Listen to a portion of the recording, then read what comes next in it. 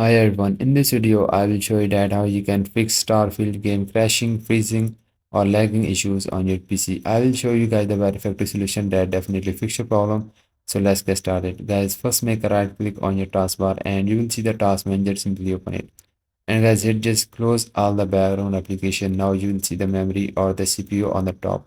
Now if these are above the 90%, then this means this is the data symbol. And on the top you will see the application that consume the most of your CPU or the system RAM. So make a right click on all of these that are useless and click on the end task. So once you close all of these, then go to the startups on the top.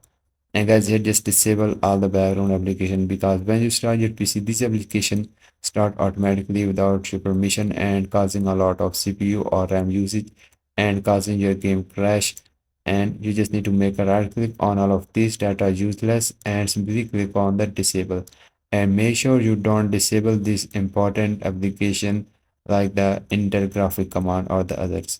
Now the next setting is go to the Windows search and type here the privacy settings, and it will appear on the top. So open it. Now here on the left hand side, just scroll down and you will see the background apps. Just click on that. And guys, here just make sure that this option is off. This application run on your PC and causing your game crash or the freezing problem. So make sure to turn it off. Now the next important setting is system configuration. So go to the Windows search, type here the system configurations and open it. Now go to the boot on the top. Then just click on the advanced options you are seeing here. Now just check this box of processors and just select here the maximum number of processors you have. Guys, if you have the 4, 8, 16 or the any value selected, then just click on OK.